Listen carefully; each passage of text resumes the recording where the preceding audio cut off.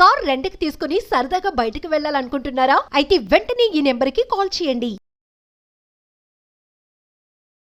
నమస్తే, welcome to Suman TV. నేను మీ సంజయ్. ఈరోజు మనతో పాటు ఉన్నారు motivational speaker and language trainer Vijaya Bangaru గారు. మ్యామ్తో మాట్లాడి కొన్ని విషయాలు తెలుసుకుందాం. నమస్తే అమ్మ. నమస్తే అండి. అమ్మ, మీరు రోజుకి ఒక వీడియో తోటి, రోజు ఒక టాపిక్స్ తోటి మమ్మల్ని మోటివేట్ చేస్తూ వస్తున్నారు. అండ్ ఏది మంచి, ఏది చెడు అని మన వీడియోస్ చూసే ప్రజలకి, చిన్న చిన్న పిల్లలకు కూడా అర్థమయ్యేలా తెలుస్తుంది. అండ్ అంతేకాకుండా మోటివేషన్, యాజ్ ఏ మోటివేషనల్ స్పీకర్గా ఒక మనిషి ఎలాంటి సందర్భంలో అన్నా డీమోటివేట్ అయ్యే అవకాశాలు ఎక్కువ ఉంటాయి. ఎదుటి వాళ్ళు చెప్పే మాటలు వినడం వల్ల, కొన్ని సందర్భాల వల్ల, నెగిటివ్ థాట్స్ రావడం వల్ల. కానీ అలాంటి సందర్భంలో మనల్ని మనం మోటివేట్ చేసుకోవాలి అంటే ఏం చేయాలంటారు? ఎలా మోటివేట్ చేసుకోవాలి? మీరు అనేది చాలా మంచి టాపిక్ అండి అడిగింది మీరు. సెల్ఫ్ మోటివేషన్ అంటే Exactly. మనము ప్రోత్సహించుకోవడం. నేను ఇది చేయగలను, నా టార్గెట్ ఇది, ఎంతమంది నన్ను వెనక్కు తోసినా నేను వెనక్కి వెళ్ళను, ఒక అడుగు ముందుకే నేను ముందుకే వేస్తాను. అంటే పడిలేచిన కెరటం ఎలా పైకి వెళ్ళి మళ్ళీ అదే స్పీడ్తో ఎంత కింద పడుతుందో అలాగే ఉంటాను. ఎవరు నన్ను ఎంత గట్టిగా లాగినా, నువ్వు చేయలేవన్నా, నన్ను ఎంతమంది డిమోటివేట్ చేసినా నేను చేసి చూపిస్తాను అనేది చాలా ఇంపార్టెంట్. అంటే ప్రతి ఒక్కరికి లైఫ్లో ఒక గోల్ అనేది ఉండాలండి. ఆ గోల్ రీచ్ అవ్వడానికి చాలా మంది మిమ్మల్ని భుజం తట్టే వాళ్ళకంటే భుజం మీద చెయ్యి వేసి వెనక్కు ముందుకు తోసే వాళ్ళే ఉంటారనమాట. నువ్వేం చేయలేవు అంటే భుజం తట్టడం అంటే శబాష్ నువ్వు చేస్తావు, నీకెందుకు, నువ్వు యూ క్యాన్ డూ ఇట్ అనేవాళ్ళు చాలా మంది ఉంటారు. సో కాబట్టి అట్లా వెనక్కు లాగే వాళ్ళని మనం పట్టించుకోకుండా మన ధ్యేయం ఏంటి, మన గోల్ ఏంటి, ఎవరు నన్ను ఏమన్నానని నేను సాధించి తీరుతాను అనుకునే వాళ్ళు మాత్రమే లైఫ్లో బాగుపడతారు. వాళ్ళు సాధించి చూపిస్తారు. అంటే కొంతమంది ఏం చేస్తారంటే నీ చేత ఏం కాదు, నువ్వేమి చేయలేవు అనేసి ఫస్ట్ డిమోటివేట్ చేస్తారు. అప్పుడు మనం ఏమనుకుంటామంటే నిజంగా నేను ఏం చేయలేను అనుకుంటారు. మీరు నిజంగా ఏదైనా ఒక మంచి పని చేస్తే సభాష్ సంజయ్ చాలా బాగుండింది నిన్న వీడియో అంటే మీకేమిటి లేని ఉత్సాహం వచ్చి రేపు ఇంకా ఎక్కువ మేకప్ వేసుకొని ఎక్కువ వచ్చేస్తారనమాట. అవునా? సో అదేంటంటే మోటివేట్ చేయడం. ఎవరైనా మనం ఒక మంచి పని చేసినప్పుడు సభాష్ అని మీరు అన్నప్పుడు తప్పకుండా నాకు చాలా ఎంకరేజ్మెంట్ వచ్చి నేను ఇంకా అంటే రెట్టింపు ఉత్సాహంతో పనిచేస్తాను అనమాట. ఎప్పుడైనా సరే ఏదైనా ఒక సాధించాలి, ఒక పని మనం మొదలు పెట్టాలన్నప్పుడు నెగిటివ్ థాట్స్ అనేది ఉండకూడదు.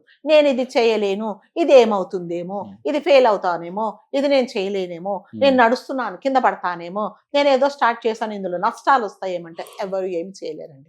నేను ఒక చిన్న కథ చెప్తా. సో ఇద్దరు చాలా క్లోజ్ ఫ్రెండ్స్ ఉంటారు, రామ్ శ్యామ్ అని అనుకుందాం.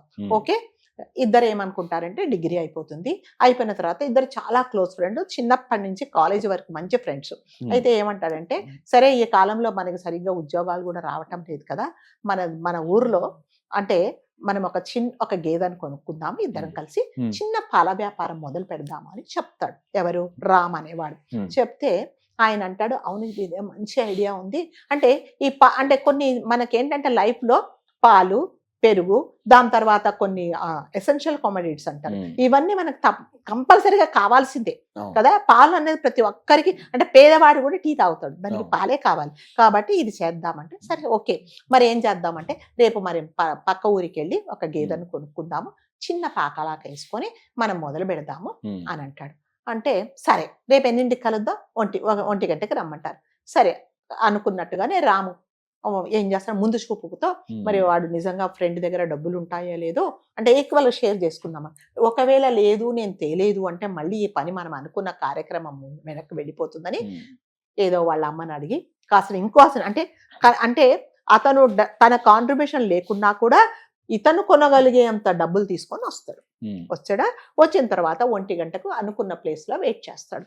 1 గంట అయింది, 2 అయింది, 3 అయింది, 4 అయింది, 5 అయింది, 6 అయింది, రాలేదు.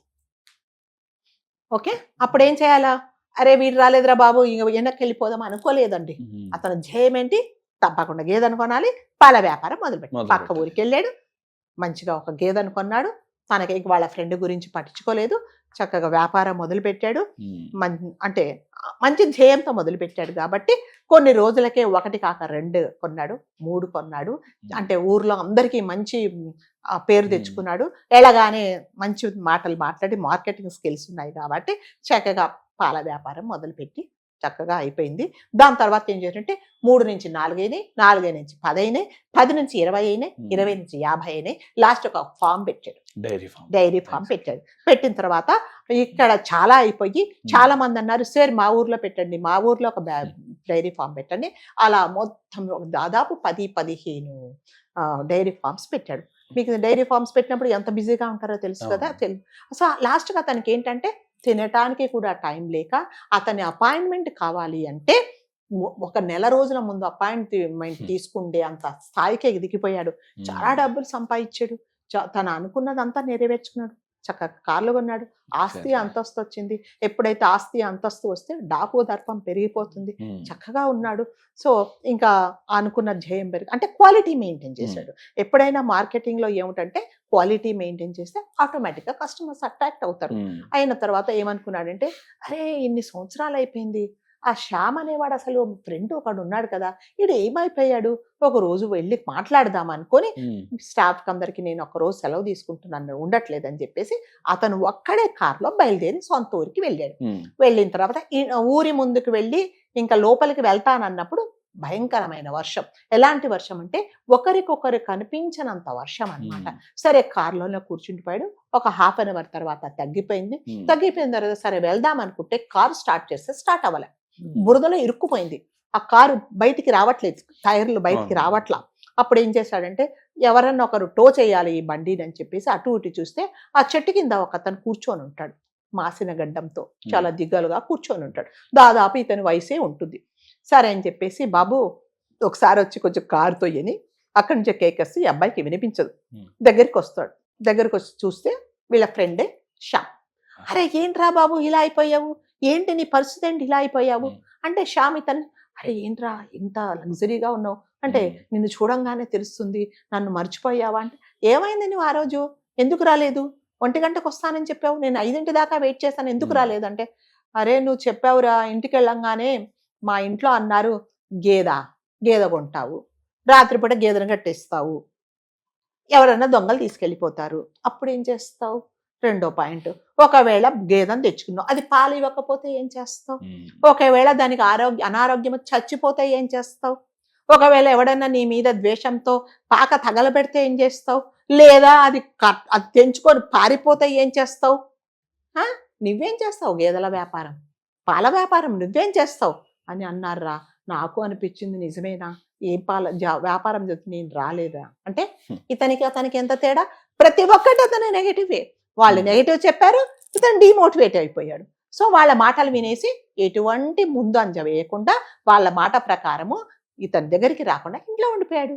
ఇతను ఏం చేశాడంటే, ఇతనికి చెప్పిన వాళ్ళు చెప్పినా కూడా వినకుండా నా గోల్ ఒకటేం చెప్పేసి ఈరోజు ఈ పరిస్థితిలో ఉన్నాడు. అంటే ఏంటంటే, ఎప్పుడైనా సరే డిమోటివేట్ మనమైతే దాన్ని ఎవ్వరూ ఏం చేయలేండి.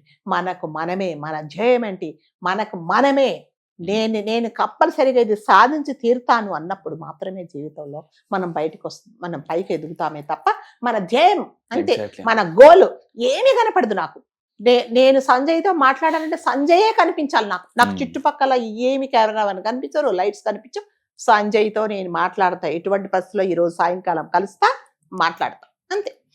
అయ్యో బిజీగా ఉంటాడండి, టైం ఇవ్వడండి, ఇవ్వకుండా నేను వెయిట్ చేస్తా. నా గోల్ ఏంటి, నేను ఇవాళ కలవాలి, అలాంటిది ఉండాలి తప్ప ఎంతసేపు వచ్చి డిమోటివేట్ చేస్తే అవునా నేను చేయలేనా అంటే చేయలేము, ఎవరు ఏది చేయలేరండి.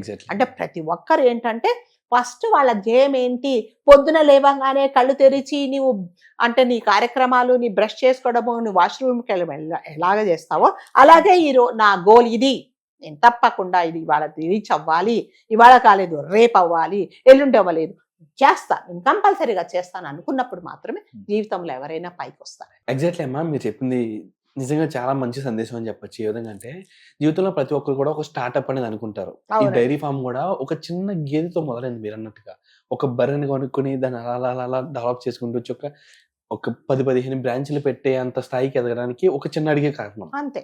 కానీ ఆ ఒక్క అడిగేసేటప్పుడే మనకు చాలా మంది డిమోటివేట్ చేస్తుంటారు. మనం చేసే ప్రయత్నం వైపు ఉన్న లోటుపాట్లని ఇబ్బందులన్నీ గుర్తు చేసేది నువ్వు చేయలేవు, ఇది చేస్తే ఇన్ని Negative ఇబ్బందులు points. పడతావని అంతే. అందరూ చెప్తుంటారు. కానీ మనం చేసే పని మీద మనకు నమ్మకం ఉన్నప్పుడు వాళ్ళ మాటలు ఎందుకు వినాలమ్మా? అదేనండి, అదే నేను చెప్తున్నా. అదే ఎప్పుడైనా సరే, అంటే మరి ముఖ్యంగా బిజినెస్ ఎప్పుడైనా Hmm. ఎవరైనా ఏదైనా బిజినెస్ మొదలు పెట్టినప్పుడు ఒక సంవత్సరం పాటు దాని మీద లాభాలు మీరు ఎక్స్పెక్ట్ చేయొద్దు. అసలు నాది కాదు అనుకొని మొదలు పెట్టాలి. అంటే ఇవాళ రాత్రి స్టార్ట్ చేశాను, రేపే నాకు లాభాలు రావాలంటే రావండి. అంటే మార్కెట్లో నిలదొక్కుకోవడానికి ఇట్స్ టేక్ సమ్ టైం. అంతేగా నాకు ఇప్పుడు రావు. అంటే ఎవ్వరు కూడా, ఇంకా కొంతమంది ఏం చేస్తారంటే వీడు ఎక్కడ బాగుపడిపోతాడో, జీవితంలో నాకంటే పైకి ఎదుగుతాడో అన్న ఈర్ష్యతో కూడా మేము డిమోటివేట్ చేసే వాళ్ళు కూడా ఉంటారు. ప్రతి ఒక్కడు మీ మంచి కోసం చెప్పాడు. అందుకని ఏం చేయాలంటే ఎవ్వరి మాట వినకండి. నాకు నేనే బాస్, నేనే నా చెప్పినట్టు నేనే వింటా, నేనే అనుకోండి. అప్పుడే మీరు పైకి వస్తారు. అబ్సల్యూట్లీ అమ్మా. ప్రతి ఒక్కరు చూసిన ప్రతి ఒక్కరికి తెలుసుకోవాలి, నిజంగా మీరు ఒక రామ్ లాగా ముందుకు వెళ్తారో శ్యామ్ లాగా వెనక్కి మిగిలిపోతారు అన్నది మీ నిర్ణయానికి వదిలేస్తున్నాను. ఎగ్జాక్ట్లీ అమ్మ, చాలా మంచి సందేహం ఇచ్చారు. ఇలాంటి మరికొన్ని వీడియోస్ తో మీరు ముందుకు వద్దాం. థ్యాంక్ యూ అమ్మా. Thank you so much.